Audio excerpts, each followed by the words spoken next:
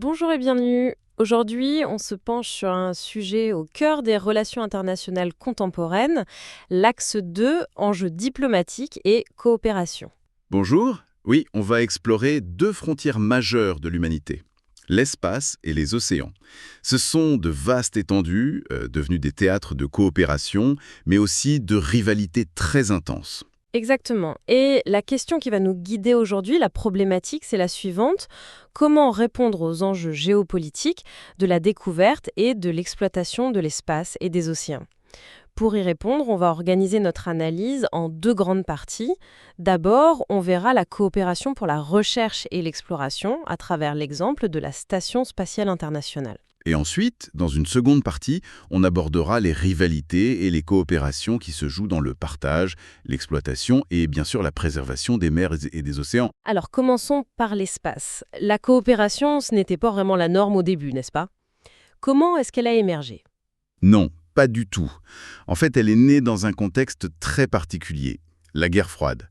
Après le lancement de Spoutnik en 1957, il y a eu une sorte de panique. Le fameux choc Spoutnik. C'est ça. Du coup, l'ONU a créé, dès 1958, le Comité des utilisations pacifiques de l'espace extra-atmosphérique, le CUPEA, pour éviter justement que la course à l'espace ne devienne un vrai conflit. Et le point culminant de cette première phase, c'est le traité de l'espace de 1967. Il a été signé par les États-Unis et l'URSS, en pleine guerre froide. Il pose des principes vraiment fondamentaux. Comme par exemple? Que l'espace est un bien commun de l'humanité, qu'il est accessible à tous, et surtout, il interdit la mise en orbite d'armes de destruction massive. C'était essentiel. D'accord, donc ça c'est le cadre juridique. Mais comment est-ce qu'on passe d'un traité sur le papier à un projet aussi immense, aussi concret que l'ISS? Le grand tournant, ça a été la fin de la guerre froide. Le projet de Station spatiale internationale, il a été lancé par les États-Unis en 1984 avec leurs alliés, le Canada, l'Agence spatiale européenne, le Japon. Et la Russie? La Russie, elle, est arrivée plus tard. Elle a rejoint le projet en 1993.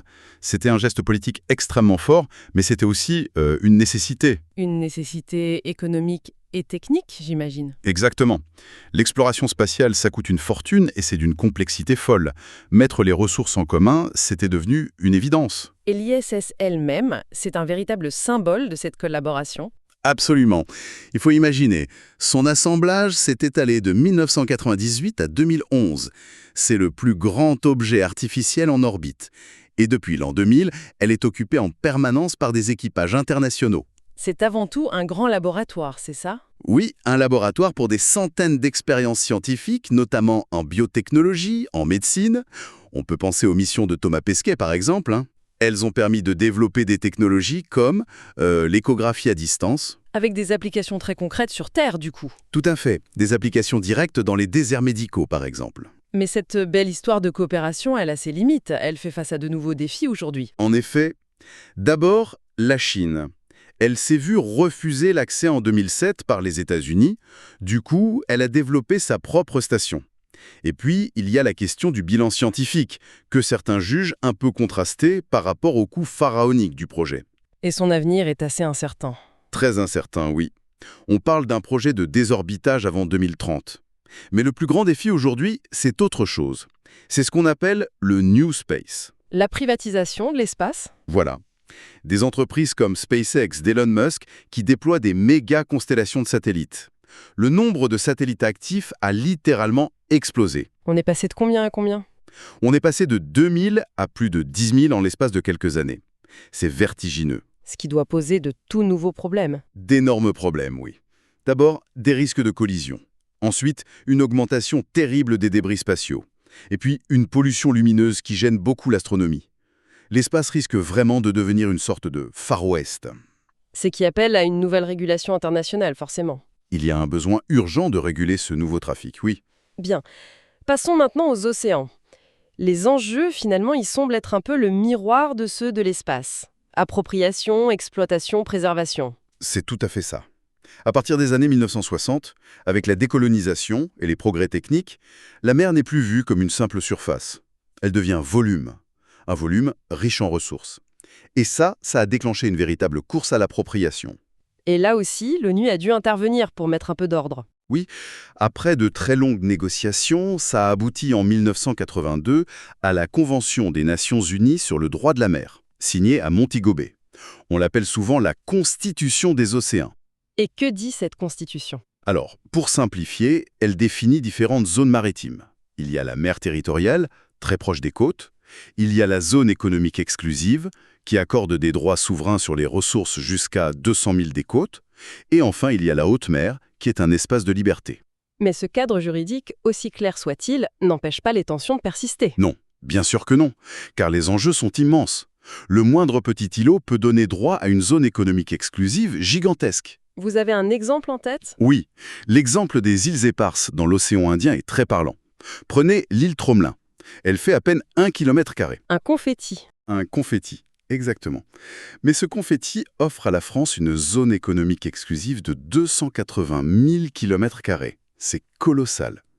Et forcément, elle est revendiquée par l'île Maurice, ce qui crée des tensions diplomatiques qui durent depuis des décennies. Au-delà de la délimitation des frontières, il y a l'enjeu de l'exploitation des ressources. On parle beaucoup des grands fonds marins. C'est un enjeu majeur aujourd'hui. Les fonds marins regorgent de ce qu'on appelle des nodules polymétalliques. Ils sont très riches en métaux essentiels pour les batteries ou les éoliennes. Et donc, il est une ruée vers l'or qui se prépare. On peut dire ça, oui. L'Autorité internationale des fonds marins, l'AFM, travaille sur un code minier pour réguler leur exploitation future. Mais les conséquences écologiques sont largement inconnues. Et potentiellement désastreuse. Potentiellement désastreuses pour des écosystèmes uniques qu'on comprend encore très mal.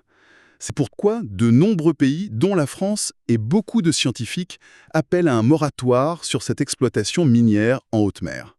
Face à ces menaces, comment s'organise la coopération pour la préservation des océans? Est-ce qu'il y a des raisons d'être optimiste?